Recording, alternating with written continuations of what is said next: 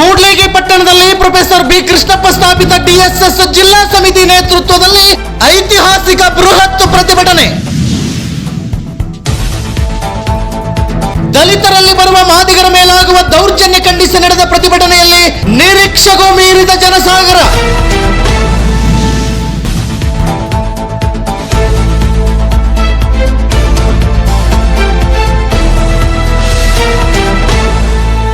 ಎಷ್ಟು ವೀಕ್ಷಕರ, ವಿಜಯನಗರ ಜಿಲ್ಲೆ ಕೂಡ್ಲಿಗಿ ಪಟ್ಟಣದಲ್ಲಿ ಪ್ರೊಫೆಸರ್ ಬಿ ಕೃಷ್ಣಪ್ಪ ಸ್ಥಾಪಿತ ಕರ್ನಾಟಕ ದಲಿತ ಸಂಘರ್ಷ ಸಮಿತಿಯ ಜಿಲ್ಲಾ ಸಮಿತಿ ನೇತೃತ್ವದಲ್ಲಿ ಬೃಹತ್ ಪ್ರತಿಭಟನೆ ನಡೆಯಿತು.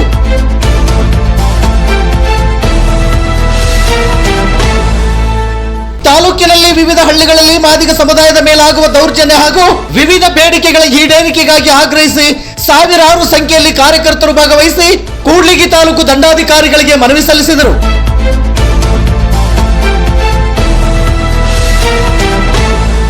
ಪ್ರತಿಭಟನಾ ಮೆರವಣಿಗೆಯು ಕ್ರಾಂತಿಕಾರಿ ಘೋಷಣೆಗಳನ್ನು ಕೂಗುತ್ತಾ ಮಹಾತ್ಮ ಗಾಂಧಿ ಚಿತಾಭಸ್ಮದಿಂದ ಅಂಬೇಡ್ಕರ್ ವೃತ್ತದವರೆಗೂ ಹಾಗೂ ವಾಲ್ಮೀಕಿ ವೃತ್ತದ ಮುಖಾಂತರ ಆಗಮಿಸಿ ತಹಸೀಲ್ದಾರ್ ಕಚೇರಿ ಮುಂದೆ ಬೃಹತ್ ಐತಿಹಾಸಿಕ ಪ್ರತಿಭಟನೆ ನಡೆಸಿದರು. ಪ್ರತಿಭಟನೆಯ ನೇತೃತ್ವ ವಹಿಸಿದ್ದ ವಿಜಯನಗರ ಜಿಲ್ಲಾ ಸಂಚಾಲಕರಾದ ಎಸ್ ದುರ್ಗೇಶ್ ಮತ್ತು ಜಿಲ್ಲಾ ಸಂಘಟನಾ ಸಂಚಾಲಕರಾದ ಕಂದಗಲ ಪರಶುರಾಮರವರು ಸೇರಿದಂತೆ ಇತರರು ಆಕ್ರೋಶ ವ್ಯಕ್ತಪಡಿಸಿದರು.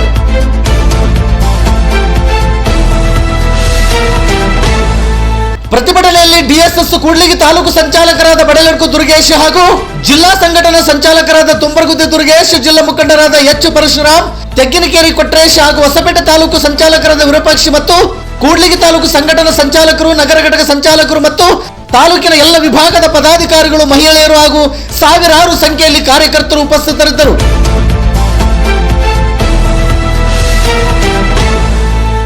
ನಿತ್ಯ ನಿರಂತರ ಸುದ್ದಿಗಾಗಿ ಗರುಡ ನ್ಯೂಸ್ ವೀಕ್ಷಿಸಿ. ಸುದ್ದಿ ನಿಮ್ಮದು, ಸದ್ದು ನಮ್ಮದು. ಕೂಡ್ಲಿಗಿ ತಾಲೂಕು ವರದಿಗಾರರು ನಾಗರಾಜ್ ಟಿ. ಇದು ಗರುಡ ನ್ಯೂಸ್. ನಾನು ಮಲ್ಲೇಶ್ ಕಮತೂರು.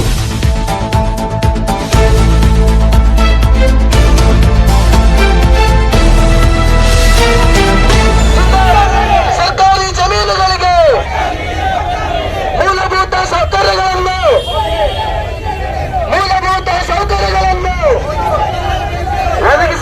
ಒದಗಿಸಿಕೊಡಿ. ದಲಿತರ ಮೇಲಿನ ದೌರ್ಜನ್ಯ, ರೈತರನ್ನು ವಂಚಿಸುತ್ತಿರುವ ದಲ್ಲಾಳಿಗಳಿಗೆ,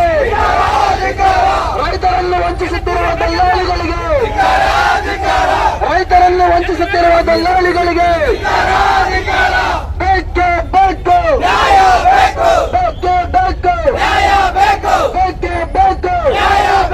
ದಲಿತರಿಗೆ ಅನ್ಯಾಯ ಮಾಡುತ್ತಿರುವ ಸರ್ಕಾರಕ್ಕೆ, ದಲಿತರಿಗೆ ಅನ್ಯಾಯ ಮಾಡುತ್ತಿರುವ ಸರ್ಕಾರಕ್ಕೆ, ದಲಿತರ ಹಕ್ಕುಗಳನ್ನು ಕಿತ್ತು ತಿನ್ನುತ್ತಿರುವ ಸರ್ಕಾರಕ್ಕೆ,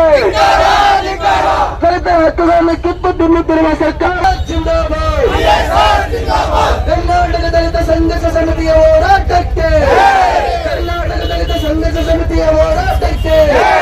ಡಾಕ್ಟರ್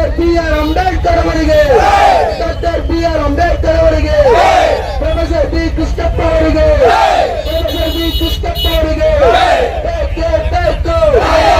ಕರ್ನಾಟಕ ಸಂಘರ್ಷ ಸಮಿತಿಯ ವತಿಯಿಂದ ಕೂಡ್ಲಿಗಿ ತಾಲೂಕಿನಲ್ಲಿ ವಿವಿಧ ಬೇಡಿಕೆಗಳ ಈಡೇರಿಕೆಗಾಗಿ ಬೃಹತ್ ಪ್ರತಿಭಟನಾ ಕಾರ್ಯಕ್ರಮವನ್ನು ಇಂದು ಎಲ್ಲ ನಮ್ಮ ಸಮುದಾಯದ ಪರವಾಗಿ ನಾವು ಕೂಡ್ಲಿಗಿ ತಾಲೂಕಿನಲ್ಲಿ ಹಮ್ಮಿಕೊಂಡಿದ್ದೇವೆ. ಬಂಧುಗಳೇ, ಇಲ್ಲಿಯವರೆಗೆ ದೇಶದಲ್ಲಿ, ಕರ್ನಾಟಕದಲ್ಲಿ ಶತಮಾನಗಳಿಂದ ನಮ್ಮ ಸಮುದಾಯಗಳಿಗೆ ತುಳಿತಕ್ಕೊಳಗಾಗಿರ್ತಕ್ಕಂಥ ಸಮುದಾಯ ಬಂಧುಗಳು ನಾವು. ಮತ್ತು ಇಲ್ಲಿ ಇರ್ತಕ್ಕಂಥ ಮಾಧ್ಯಮದವರಿಗೆ ನಮ್ಮ ಸಮುದಾಯದ ಪರವಾಗಿ ನಾನು ಅವರಿಗೆ ತಿಳಿಸುವುದು ಇಷ್ಟ. ಬಂಧುಗಳೇ, ಕೂಡ್ಲಿಗಿ ತಾಲೂಕಿನಲ್ಲಿ, ಕೊಟ್ಟೂರು ಭಾಗದಲ್ಲಿ, ಸುತ್ತಮುತ್ತಲ ಜಿಲ್ಲೆಯಲ್ಲಿ ಇರ್ತಕ್ಕಂಥ ನನ್ನ ಮಾದಿಗ ಕಮ್ಯುನಿಟಿಯ ಸಮಾಜದವರಿಗೆ ಬಹಳ ಅನ್ಯಾಯವಾಗಿರ್ತಕ್ಕಂಥ ಸಮುದಾಯ, ತುಳಿತಕ್ಕೆ ಒಳಗಾಗಿರ್ತಕ್ಕಂಥ ಸಮುದಾಯ ಬಂಧುಗಳೇ. ಕೂಡ್ಲಿಗಿ ತಾಲೂಕಿನಲ್ಲಿ ಈ ಸುಮಾರು ನಾವು ನಮ್ಮ ಹಳ್ಳಿಯ ಭಾಗಕ್ಕೆ 55ರಿಂದ 60 ಹಳ್ಳಿ ಭಾಗಕ್ಕೆ ನಾವು ಕಾಲ್ನಡಿಗೆಯಿಂದ ಹೋಗಿರ್ತಕ್ಕಂಥ ವಿಚಾರ ತಮ್ಮಗಳಿಗೆ ಗೊತ್ತಿರ್ತಕ್ಕಂಥ ವಿಚಾರ ಬಂಧುಗಳೇ. ಅಲ್ಲಿ ಹಳ್ಳಿ ಭಾಗಕ್ಕೆ ಹೋದ್ರೆ ವಸತಿಗಳು ಸುಮಾರು ಒಂದೊಂದು ಮನೆಗಳಲ್ಲಿ 4 ರಿಂದ 5 ಜನ ಮದುವೆ ಆಗಿರ್ತಕ್ಕಂಥ ಸಮಸ್ಯೆಗಳಿದ್ದಾವೆ ಬಂಧುಗಳೇ. ಅವರು ಹೊರಗಡೆ ಹೋಗಕ್ಕಿಲ್ಲ, ಒಳಗಡೆ ಬಿಟ್ಟರೆ ಇರಕ್ಕಿಲ್ಲ ಅಂತ ಜೀವನ ಮಾಡ್ತಿದ್ದಾರೆ ಬಂಧುಗಳೇ ನಮ್ಮ ಸಮುದಾಯದವರು. ಅದಾದ ಮೇಲೆ ಇವತ್ತು ನಮ್ಮ ಸಮುದಾಯದವರಿಗೆ ಮನೆ ಇಲ್ಲ, ಮನೆ ಇದ್ದರೂ ಕೂಡ ಅವರು ಬದುಕಲು ಜೀವನ ಮಾಡಲಿಕ್ಕೆ ಸರ್ಕಾರದಿಂದ ಒಂದು ಚೂರು ಜಾಗವನ್ನು ಕೊಟ್ಟಿಲ್ಲ ಬಂಧುಗಳೇ. ಹಾಗಾಗಿ ನನ್ನ ಸಮುದಾಯದವರಿಗೆ ನಾನು ಕರ್ನಾಟಕ ಸರ್ಕಾರಕ್ಕೆ ಮತ್ತು ಇಲ್ಲಿ ಇರ್ತಕ್ಕಂಥ ಈ ನಮ್ಮ ಸಮುದಾಯದ ವರ್ಗಗಳಿಗೆ ಇಲ್ಲಿ ಇರ್ತಕ್ಕಂಥ ಅಧಿಕಾರಿಗಳಿಗೆ ಎಚ್ಚರಿಕೆ ಗಂಟೆ ಕೊಡ್ತಿದ್ದಾರೆ ಬಂಧುಗಳೇ. ಈ ನಾವು ಕೊಟ್ಟಿರ್ತಕ್ಕಂಥ ಬೇಡಿಕೆಗಳು ಈಡೇರುತ್ತಿದ್ದಾರೆ. ಮುಂದಿನ ದಿನಮಾನಗಳಲ್ಲಿ ನಾವು ಧರಣಿ ಸತ್ಯಾಗ್ರಹವನ್ನು ಈ ತಾಲೂಕಿನಲ್ಲಿ ಮಾಡುತ್ತೇವೆ ಅಂತ ಹೇಳ್ಬಿಟ್ಟು ಘಂಟಾಘೋಷವಾಗಿ ತಮ್ಮಲ್ಲಿ ಹೇಳುತ್ತೇವೆ ಬಂಧುಗಳೇ. ಇವತ್ತು ಕೂಡ್ಲಿ ಕ್ಷೇತ್ರ ಇರ್ಬೋದು ಅಥವಾ ಅಗಲಬೊಮ್ಮನಹಳ್ಳಿ ಕ್ಷೇತ್ರ ಇರ್ಬೋದು, ಇವತ್ತು ಗಡಿ ಗ್ರಾಮದಲ್ಲಿ ಇರ್ತಕ್ಕಂಥ ಜನ ಅಥವಾ ಕೂಡ್ಲಿಗೆ ಕೊಟ್ಟೂರಿನ ಗಡಿ ಭಾಗದಲ್ಲಿ ಇರ್ತಕ್ಕಂಥ ಜನ ಇವತ್ತು ಪ್ರತಿದಿನ ಕೂಡ ನರಕದಲ್ಲೇ ಬದುಕ್ತಕ್ಕಂಥ ಸ್ಥಿತಿ ಇದೆ. ತಾವೆಲ್ಲರೂ ನೋಡ್ತಾ ಇದ್ರಿ ಇವತ್ತೆಲ್ಲರೂ ಕೂಡ. ಇವತ್ತು ನಮ್ಮ ಕಷ್ಟಗಳಿಗೆ ಯಾರು ಕೂಡ ಸ್ಪಂದಿಸ್ತಾ ಇಲ್ಲ. ಇವತ್ತು ಪ್ರತಿ ತಿಂಗಳಿಗೆ ನಮ್ಮ ದಲಿತರ ಮೇಲೆ, ಅದು ಎಸ್ಪೆಷಲಿ ಮಾದಿಗರ ಮೇಲೆ ಪ್ರತಿ ತಿಂಗಳಿಗೆ 25ರಿಂದ 20-30 ಕೇಸುಗಳು ದಾಖಲಾಗ್ತಾ ಇದಾವೆ. ಇದನ್ನು ಕೇಳ್ತಕ್ಕಂಥವ್ರು ಯಾರು ಇಲ್ಲ. ಇವತ್ತು ಹಳ್ಳಿಗಳಲ್ಲಿ ಇವತ್ತು ಎಷ್ಟೋ ಜನ ಇವತ್ತು ಜೋಪಡಿಗಳಲ್ಲಿ ಬರ್ತಾ ಇದ್ದೀವಿ ನಾವು, ಅದನ್ನು ಕೇಳ್ತಕ್ಕಂಥವ್ರು ಯಾರು ಇಲ್ಲ. ಇವತ್ತು ಕುಡಿಲಿಕ್ಕೆ ನೀರನ್ನು ಕೇಳ್ತಕ್ಕಂಥವ್ರು ಯಾರು ಇಲ್ಲ. ನಮಗೆ ಸ್ಮಶಾನಕ್ಕೆ ಭೂಮಿ ಕೇಳ್ತಕ್ಕಂಥವ್ರು ಯಾರು ಇಲ್ಲ. ಇಂತಹ ಪರಿಸ್ಥಿತಿಯಲ್ಲಿ ಇವತ್ತು ನಾವೆಲ್ಲರೂ ಕೂಡ ಈ ಸಮಾಜದಲ್ಲಿ, ಇವತ್ತು ಈ ದೇಶದಲ್ಲಿ ಅತಿ ನೊಂದಿರ್ತಕ್ಕಂಥ ಸಮಾಜ ಯಾವ್ದಾದ್ರು ಇದ್ರೆ ಅದು ಮಾದಿಗ ಸಮಾಜ ಅಂತಕ್ಕಂಥದ್ದು ಇವತ್ತು ಈಗ ಸುಮಾರು 40ರಿಂದ 50 ಹಳ್ಳಿಗೆ ಭೇಟಿ ಕೊಟ್ಟು ಹೋದಂತ ಸಂದರ್ಭದಲ್ಲಿ ಸಾಕಷ್ಟು ಜನರಿಗೆ ಮನೆಗಳಿಲ್ಲ, ಗುಡಿಸಲು ಮನೆಗಳಲ್ಲಿದ್ದಾರೆ. ಸುತ್ತೂರು ಬಂಡೆಗಳು ಉಟ್ಕೊಂಡು ಮೇಲೆ ಸೀಟ್ ಹಾಕೊಂಡಿದ್ದಾರೆ. ಈ ಮಳೆಗಾಳಿಯಲ್ಲಿ ನಾವು ಜೀವನ ಮಾಡೋದು ಬಹಳ ಕಷ್ಟ ಇದೆ. ಹಾಗಾಗಿ ಸರ್ಕಾರಕ್ಕೆ ನಾವು ಮನವಿ ಮಾಡ್ತಾ ಇದೀವಿ. ಏನು ಮೂಲಭೂತ ಸೌಕರ್ಯಗಳಿಗೆ ಸಂಬಂಧಪಟ್ಟಂಗೆ ಇವತ್ತು ಡಾಕ್ಟರ್ ಬಾಬಾ ಸಾಹೇಬ್ ಅಂಬೇಡ್ಕರ್ ಅವರು ನಮಗೇನು ಸಂವಿಧಾನದ ಮೂಲಕ ಹಕ್ಕುಗಳನ್ನ ಪಡ್ಕೊಳ್ಳಿಕ್ಕೆ ನಮಗೆ ಏನು ಕೊಡಬೇಕಾಗಿದೆ. ಆದ್ರೆ ಬಾಬಾ ಸಾಹೇಬ್ ಅಂಬೇಡ್ಕರ್ ಅವರು ಸಂವಿಧಾನ ಕೊಟ್ಟಿರ್ತಕ್ಕಂಥ ಏನು ಅವೆಲ್ಲ ಬೇಡಿಕೆಗಳು ಸರ್ಕಾರ ನಮಗೆ ಈಡೇರಿಸ್ತಾ ಇಲ್ಲ. ಸಾಕಷ್ಟು ಏನು ನಮ್ಮ ಕ್ಷೇತ್ರದ ಶಾಸಕರು ಕೂಡ ಅನೇಕ ಯೋಜನೆಗಳನ್ನು ಕೂಡ ತಂದಿದ್ದಾರೆ ಮೂಲಭೂತ ಸೌಕರ್ಯ ಸಂಬಂಧಪಟ್ಟಂಗೆ. ಅಧಿಕಾರಿಗಳು ಅದನ್ನ ನಿರ್ಲಕ್ಷ್ಯತೆ ವಹಿಸಿ ತಲುಪ್ತಕ್ಕಂಥ ಸಮುದಾಯಗಳಿಗೆ, ತಲುಪ್ತಕ್ಕಂಥ ಜನರಿಗೆ ಅದನ್ನ ತಲುಪ್ತಕ್ಕಂಥ ಕೆಲಸ ಮಾಡ್ತಾ ಇಲ್ಲ. ಕಾಂಟ್ರಾಕ್ಟರ್ಗಳು ಸಾಕಷ್ಟು ಅನೇಕ ಎಲ್ಲ ಎಡವಟ್ಟು ಮಾಡ್ತಿದ್ದಾರೆ. ಅದನ್ನು ಕೂಡ ಎಲ್ಲ ಇವತ್ತು ಮಾಧ್ಯಮದ ಮೂಲಕ ನಾವು ಮನವಿ ಮಾಡ್ಕೊಳ್ತಾ ಇದೀವಿ. ನಮ್ಮ ಸಮಾಜಕ್ಕೆ ಇನ್ನು ಅನೇಕ ಮೂಲಭೂತ ಸೌಕರ್ಯಗಳನ್ನ ಕೊಡಬೇಕು ಸರ್ಕಾರ. ಹಾಗಾಗಿ ಬಂಧುಗಳೇ, ಇನ್ನು ಸಾಕಷ್ಟು ಜನ ಮಾತಾಡ್ತಕ್ಕಂಥ ಇದ್ದಾರೆ. ನಾವೆಲ್ಲ ತಿಳಿಸ್ತಾ ಇರೋದು ಕೂಡ ಅವರು ಈ ಒಂದು ಹೋರಾಟದ ಒಂದು ಮನವಿ ಪತ್ರ ಇಸ್ಕೊಳ್ಳಿಕ್ಕೆ ಇನ್ನೂ ಇಲ್ಲಿವರೆಗೂ ಬರ್ತಾ ಇಲ್ಲ. ತಾವ್ಯಾರು ಕೂಡ ಆಕರ್ಷರಾಗೋದು ಬೇಡ, ತಾವ್ಯಾರು ಕೂಡ ಆ ಕಡೆ ಈ ಕಡೆ ಹೋಗೋದು ಬೇಡ. ದಯಮಾಡಿ ಎಲ್ಲರೂ ಕೂಡ ಈ ಒಂದು ಹೋರಾಟದಲ್ಲಿ ಭಾಗಿಯಾಗಿರೋರು ಅನ್ಯ ಕಾರ್ಯಗಳ ನಿಮಿತ್ತ ಆ ಕಡೆ ಈ ಕಡೆ ಸುಮ್ಮನೆ ಅಲ್ಲೇ ನಿಂದಿರೋದು ಇಲ್ಲೇ ನಿಂದಿರೋದು ಬಿಟ್ಟು ದಯಮಾಡಿ ಎಲ್ಲರೂ ಕೂಡ ಮುಂದಕ್ಕೆ ಬರಬೇಕು. ಈ ನಮ್ಮ ಹೋರಾಟ ಯಶಸ್ವಿ ಆಗಬೇಕಾದ್ರೆ ತಾವೆಲ್ಲರೂ ಕೂಡ ಸಹಕಾರ ನೀಡಬೇಕು. ಈ ಹೋರಾಟದ ಉದ್ದೇಶ ನಮಗೆ ಬೇಕಾದಂತ ಅಗತ್ಯವಾದ ಒಂದು ಬೇಡಿಕೆಗಳು ಈಡೇರೋದಕ್ಕೋಸ್ಕರ ನಾವು ಹೋರಾಟ ಹಮ್ಮಿಕೊಂಡಿರುವುದು. ಈಗಾಗಲೇ ನಾವು ಸುಮಾರು ವರ್ಷಗಳಿಂದ ನಾವು ಜಮೀನುಗಳಲ್ಲಿ ಉಳುಮೆ ಮಾಡ್ತಿದ್ದೇವೆ. ಅದಕ್ಕೆ ಪಟ್ಟ ನೀಡಬೇಕೆಂದು ನಾವು ಈ ಒಂದು ಕಚೇರಿ ಮುಂದೆ ಹೋರಾಟ ನಾವು ಹಮ್ಮಿಕೊಂಡಿರುವುದು. ಈಗ ಎಷ್ಟು ವರ್ಷದಿಂದ ನಾವು ಹಾಗೆ ಅದನ್ನ ಉಳುಮೆ ಮಾಡೋದು, ಪಟ್ಟ ಇಲ್ಲದೆ ಯಾವುದೇ ಸರ್ಕಾರದ ಸೌಲಭ್ಯಗಳನ್ನು ನಾವು ತೆಗೆದುಕೊಳ್ಳಕ್ಕೆ ಸಾಧ್ಯವಿಲ್ಲ. ನಮಗೆ ಬೇಕಾಗಿರುವುದು ನಾವು ಮಾಡುತ್ತಿರುವಂತಹ ಉಳುಮೆ ಮಾಡುತ್ತಿರುವಂತಹ ಜಮೀನಿಗೆ ಪಟ್ಟ ಬೇಕಾಗಿದೆ. ಹಾಗಾಗಿ ನಮ್ಮ ಬೇಡಿಕೆಗಳು, ನಾವು ಮಾಡುತ್ತಿರುವುದು ನಿಜ, ಉಳುಮೆ ಮಾಡುತ್ತಿರುವುದು ನಿಜ, ನಾವು ಸಾಗುವಳಿ ಮಾಡುತ್ತಿರುವುದು ನಿಜ. ಸರ್ಕಾರದ ಅಧಿಕಾರಿಗಳು ಬರಬೇಕು, ಪರಿಶೀಲನೆ ಮಾಡಬೇಕು. ನಮ್ಮ ಅಗತ್ಯತೆ ಏನಿದೆ, ನಮಗೆ ಪಟ್ಟ ಕೊಡಬೇಕೆಂಬುದಾಗಿ ನಮ್ಮ ಬೇಡಿಕೆ ಇದೆ, ಅದನ್ನು ಈಡೇರಿಸಬೇಕು. ಏನೋ ಒಂದ್ ಪಕ್ಷ ಏನಾದ್ರು ಮಳೆಗಾಲದಾಗೆ ಆ ಹಳ್ಳದ ಮುಣಕ್ ಹೋದಾಗೆ ನೆಲದ ಮೇಲೆ ಕಲ್ಲಿಟ್ಟು ಮಣ್ಣಾಕಂತ ಕೆಲಸಗಳು ನಡೀತಾ ಇದ್ದಾವೆ. ಸೊ ಇವೆಲ್ಲ ನಮಗೆ ಇಷ್ಟೆಲ್ಲ ಅನ್ಯಾಯ ಆಗಿದ್ರು ಸಮೇತಗೂ ಯಾಕೆ ಸರ್ಕಾರ ಮತ್ತೆ ಇಲ್ಲಿರ್ತಕ್ಕಂಥ ಅಧಿಕಾರಿಗಳು ನಮ್ಮನ್ನ ಆಲಿಸ್ತಾ ಇಲ್ಲ? ಮೂಲಭೂತ ಸೌಕರ್ಯಕ್ಕೆ ಸಂಬಂಧಪಟ್ಟಂಗೆ ಅವಾಗಲೇ ನಮ್ಮ ಸ್ನೇಹಿತರು ಹೇಳಿದ್ರು, ಇಡೀ ಊರ ಹಳ್ಳಿ ನೀರೆಲ್ಲ ಬಂದು ನಮ್ಮ ಕಾಲೋನಿ ಮುಂದೆ ನಿಂತಿದೆ. ಕೊಟ್ಟಿದ್ದೇವೆ. ಉದಾಹರಣೆಗೆ ಗಡ್ಡ ಗೌರ್ಮೆಂಟ್ ಒಂದು 10 ಸಲ ಇದುವರೆಗೆ ಅರ್ಜಿ ಕೊಟ್ಟಿದ್ದೀವಿ. ಅನೇಕ ಕಡೆ ನಡೀತಕ್ಕಂಥ ಅಂಬೇಡ್ಕರ್ ಭವನ, ಜಗಜೀವನ ಭವನಗಳಿಗೆ ಸುಣ್ಣ ಬಣ್ಣ ಇಲ್ಲ. ಅದನ್ನ ಕ್ಲೀನ್ ಮಾಡ್ತಕ್ಕಂಥ ಕೆಲಸ ಅಲ್ಲಿನ ಪಿಡಿಒಗಳು ಮಾಡ್ತಾ ಇಲ್ಲ. ಒಬ್ಬ ಶಾಸಕರು ಅನೇಕ ಅನುದಾನ ತರ್ತಾರೆ, ಅದನ್ನ ಸಮರ್ಪಕವಾಗಿ ನಮ್ಮ ಜನಗಳಿಗೆ ತಲುಪಿಸ್ತಕ್ಕಂಥ ಕೆಲಸ ಇಲ್ಲಿನ ಅಧಿಕಾರಿಗಳು ಮಾಡ್ತಾ ಇಲ್ಲ.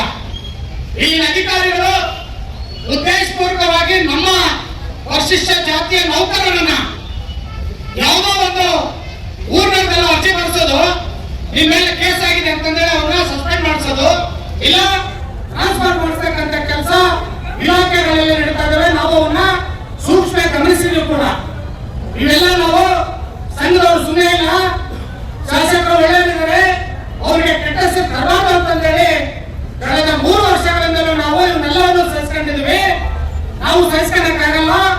ಅಧಿಕಾರಿಗಳು ನೀವು ಎಚ್ಚೆತ್ತುಕೊಳ್ಳಿ.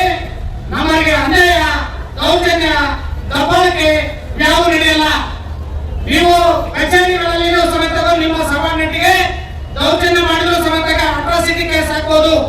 ನೀವು ಹೇಳ್ಬೋದು ಕೇಸಿ ಹೆಸರು ಒಪ್ಪಲ್ಲ ಅಂತೇಳಿ. ಯಾಕಂದ್ರೆ ನೀವು ದೌರ್ಜನ್ಯ ಮಾಡೋದಕ್ಕೆ ಅವಕಾಶ ಇದೆಯಾ?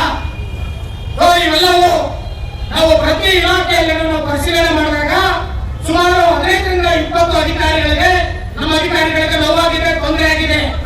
ಲಾಸ್ಟ್ ರಾಜೀನಾಮೆ ಕೊಟ್ಟು ಮನೆ ಸೇರ್ತಕ್ಕಂಥ ಕೆಲಸ ನೊಂದ್ಕೊಂಡು ಹೇಳ್ತಾ ಇದ್ದಾರೆ. ಆಯ್ತು, ನಾವು ಸಂಬಂಧಪಡ್ತಕ್ಕಂಥ ಅಧಿಕಾರಿಗಳಿಗೆ ಹೇಳ್ತಾ ಇದೀವಿ, ಅದನ್ನ ಸರಿಪಡಿಸ್ತಕ್ಕಂಥ ಕೆಲಸ ಮಾಡೋಣ ಅಂತಂದೇಳಿ ನಾನು ನೌಕರರಲ್ಲಿ ಒಂದು ವಿಶ್ವಾಸವನ್ನು ಸಮೇತ ನಾನು ತುಂಬಿರ್ತಕ್ಕಂಥ ಕೆಲಸ ಆಗಿದ್ದಾವೆ. ಏನಾದ್ರು ನಾವುಗಳು ಅದನ್ನ ಅವರಿಗೆ ರಕ್ಷಣೆ ಇಲ್ಲ ಅಂದ್ರೆ ಇನ್ನ ರಕ್ಷಣೆ ಮಾಡಬೇಕು.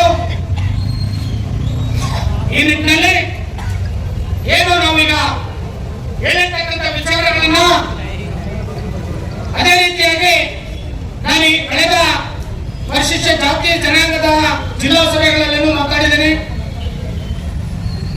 ಮಾನವ ಹಕ್ಕುಗಳ ಆಯೋಗದ ಅಧ್ಯಕ್ಷರು ಬಂದಾಗಲೂ ಮಾತಾಡಿದ್ದೀನಿ.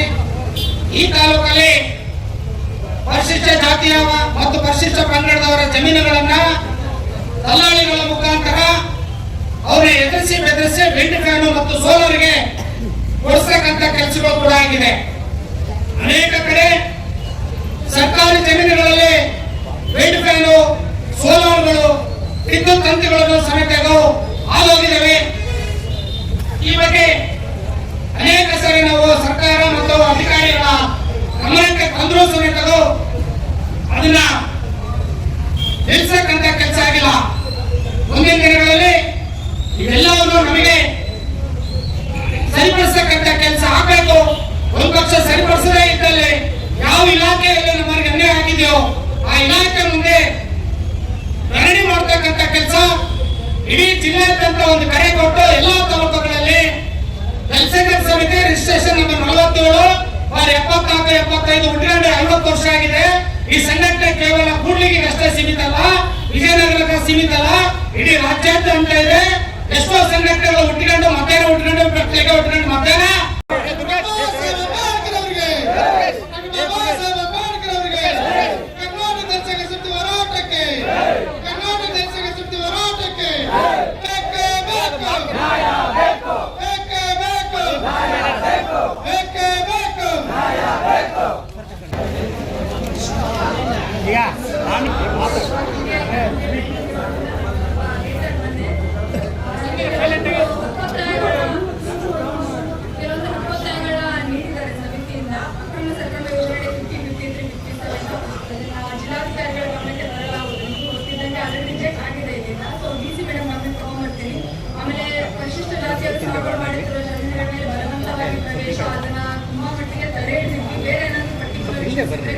ಗಮನ ಹರಿಸ್ತೀವಿ. ಆಮೇಲೆ ಸೂಕ್ತ ವಸತಿ ಸೌಲಭ್ಯ ಈಗ ಆಲ್ರೆಡಿ ಗೊತ್ತಿದ್ದಂಗೆ ಲಾಸ್ಟ್ ಮಂತ್ ಎಲ್ಲರೂ ಹಾಕಿದ್ದೀರಾ ಅನ್ಕೋತೀನ. ಇನ್ನೊಂದ್ಸರಿ PDO ಇಂದ ಎಲ್ಲಾ ಪಂಚಾಯತಿ ಕೂಡ ಅದಕ್ಕೆ ಏನೇನು ಕ್ರಮ ಆಗ್ಬೇಕು ಅದನ್ನ ಕೈಗೊಳ್ತೀವಿ. Wind fan, solar fan already ತುಂಬಾ ಮೀಟಿಂಗ್ ಮಾಡಿದೀವಿ. ನಿಮ್ಮ ಭೂಮಿ ನಿಮ್ದು, ದೌರ್ಜನ್ಯವಾಗಿ ಯಾರು ಕೇಳಿದ್ರೆ ಕೊಡಬೇಡ್ರಿ, ಏನಾಗ್ತಿದೆ ಅವೇರ್ನೆಸ್ ಅನ್ನೋದು ಸ್ವಲ್ಪ ಕಡಿಮೆ ಆಗ್ತಿದೆ. ಸೊ ಇದ್ರ ಮುಖಾಂತರ ಎಲ್ಲರಿಗೂ ಕೇಳ್ಕೊತೀನಿ, ಇದು ನಿಮ್ಮ ಭೂಮಿ, ಇಷ್ಟ ಇದ್ರೆ ಕೊಡಿ, ಯಾರು ದೌರ್ಜನ್ಯಕ್ಕೂ ಕೂಡ ಯಾರು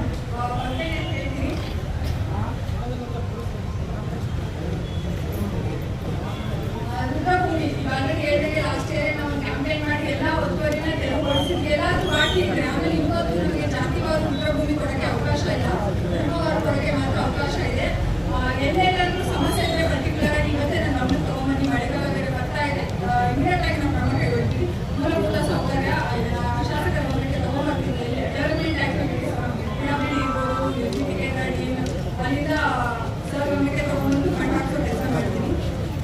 ಅಂಬೇಡ್ಕರ್ ಶಾಲೆ ಡಿಪಾರ್ಟ್ಮೆಂಟಿಂದ. ಆಮೇಲೆ ಆಲ್ರೆಡಿ ನನ್ನ ಗಮನಕ್ಕೂ ಇದೆ ಖಾಸಗಿ ಸ್ಕಾಲರ್ಶಿಪ್ ಅದಕ್ಕೆ ಆಲ್ರೆಡಿ ಸಂಬಂಧಪಟ್ಟ ಇಲಾಖೆಯವರಿಗೆ ಮಾತಾಡಿದ್ದೀವಿ, ಅದನ್ನು ಕ್ರಮ ಕೈಗೊಳ್ತೀವಿ. ಡೊನೇಷನ್ ಹಾಕಿ BO ನೇತೃತ್ವದಲ್ಲಿ ಮೀಟಿಂಗ್ ಮಾಡ್ತೀವಿ ಎಲ್ಲ ಪ್ರೈವೇಟ್ ಸ್ಕೂಲ್ಸ್ಗಳು. ಆಮೇಲೆ RT ಯೋಜನೆ ಎಲ್ಲರೂ ಟ್ರಾನ್ಸ್ಪರೆಂಟ್ ಆಗಂಗೆ ಟ್ರೈ ಮಾಡ್ತೀವಿ. ಬೀಜ ಗೊಬ್ಬರ ಈಗ already last time agriculture AD ನೇತೃತ್ವದಲ್ಲಿ ಮೀಟಿಂಗ್ ಆಗಿದೆ, ಎಲ್ಲ ರೈತ ಸಂಘಟನೆಗಳು ಇತ್ತು, ಎಲ್ಲ ಸಂಘಟನೆಗಳು ಇತ್ತು. ಇನ್ನೂ ಒಂದು ಕೂಡ ಅವಶ್ಯಕತೆ ಇದ್ರೆ ಇನ್ನೂ ಒಂದು ಮೀಟಿಂಗ್ ಮಾಡ್ತೀವಿ. ಎಲ್ಲರೂ ಪರ್ಟಿಕ್ಯುಲರ್ ಆಗಿ ಸಮಸ್ಯೆ ಇದ್ರೆ ನಾನು ಮತ್ತೆ DSP ಸರ್ ಖುದ್ದಾಗಿ ಅಟೆಂಡ್ ಮಾಡ್ತೀವಿ. ಆಮೇಲೆ ಹಾಸ್ಪಿಟಲ್ ಒಂದು ಸರ್ಜನ್ ಡಾಕ್ಟರ್ಸ್ ಅದೇನಾಗಿದೆ ಆಲ್ರೆಡಿ ಎಲ್ಲಾನು vacancy, not only hospital, entire taluk administration ಅಲ್ಲಿ ಎಲ್ಲೆಲ್ಲಿ ಪೋಸ್ಟ್ ವೇಕೆಂಟ್ ಇದಾವೆ ಇನ್ಕ್ಲೂಡಿಂಗ್ ರೆವಿನ್ಯೂ, ಪೊಲೀಸ್ ಇರ್ಬೋದು, ಹೆಲ್ತ್, ಎಜುಕೇಶನ್ ಎಲ್ಲದಕ್ಕೂ ವೇಕೆನ್ಸಿ ಲಿಸ್ಟ್ ತಗೊಂಡಿದ್ದಾರೆ. ಸೊ ನಿಮಗೆ ಗೊತ್ತಿದ್ದಂಗೆ ಈ ಮಂತ್ವರೆಗೂ ಎಕ್ಸ್ಟೆಂಡ್ ಆಗಿದೆ ಟ್ರಾನ್ಸ್ಫರ್. ಸೊ ಆದಷ್ಟು ಸರ ಗಮನಕ್ಕೆ ತಗೊಂಡು ಫಿಲ್ ಮಾಡಿಸ್ತೀವಿ. ಬಸ್ ವ್ಯವಸ್ಥೆ ಎಲ್ಲಾದರೂ ಇದ್ರೆ ಪರ್ಟಿಕ್ಯುಲರ್ ಆಗಿ ಈಗ ಆಲ್ರೆಡಿ ಎಲ್ಲೆಲ್ಲಿ ಇಶ್ಯೂಸ್ ಬಂದಿದ್ದಾವೋ ನಾವು ಮನೆ ಮನೆಗೆ ಶಾಸಕರು ಕಾರ್ಯಕ್ರಮಕ್ಕೆ ಹೋದಾಗೆ ವ್ಯವಸ್ಥೆ ಮಾಡ್ತಿದ್ವಿ. Next month excess of buses ಬರ್ತಾ ಇದ್ದಾವೆ ನಮ್ಮ ಕಲ್ಯಾಣ ಕರ್ನಾಟಕ ಡಿಪೋಗೆ, ಅಲ್ಲಿಂದ ಇಲ್ಲಿಗೂ ಬಸ್ ವ್ಯವಸ್ಥೆ ಮಾಡ್ತೀವಿ. ಮೊರಾರ್ಜಿ ವಸತಿ ಶಾಲೆ ಅದು ಆಲ್ರೆಡಿ ಅಂದರೆ ಇಷ್ಟೇ ಸೀಮಿತವಾಗಿರುತ್ತೆ. ಬಟ್ ಎಲ್ಲಿ ಅವಶ್ಯಕತೆ ಇದೆಯೋ ಯಾರ ಮಕ್ಕಳಿಗೆ ತುಂಬ ನೆಸೆಸರಿ ಇದೆಯೋ ಅಂದರೆ ಮೆರಿಟ್ ಲಿಸ್ಟ್ ಇರೋರು ಎಲ್ಲರಿಗೂ ಆಗುತ್ತೆ. ಸೊ ನೀವು ಹೇಳ್ತಾ ಇರೋದು ಮೆರಿಟಲ್ಲಿ ಇಲ್ಲದೆ ಇರೋರು ಇನ್ನೂ ಹೋಗೋಕ್ಕೆ ಏನಂದರೆ ಫೈನಾನ್ಷಿಯಲಿ ಅವ್ರ ಕೈಲಿ ಆಗಲ್ಲ ಅನ್ನೋರಿಗೆ ಅದನ್ನು ವ್ಯವಸ್ಥೆ ಮಾಡ್ಕೊಡ್ತೀವಿ. ಇನ್ನೊಂದು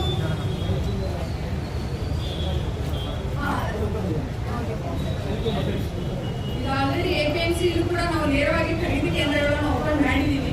ಏನಾಗ್ತಿದೆ ಅಂದರೆ ಗ್ಯಾಪ್ ಇಟ್ಟು ನಮ್ಮ ಸಿಸ್ಟಮ್ಗೂ ಜನಕ್ಕೂ ಒಂದು ಗ್ಯಾಪ್ ಆಗ್ತಿದೆ. ಸೊ ಹಾಗಾಗಿ ದಲ್ಲಾಳಿಗಳು ಇಂಟರ್ಫೇರ್ ಆಗ್ತಿದ್ದಾರೆ.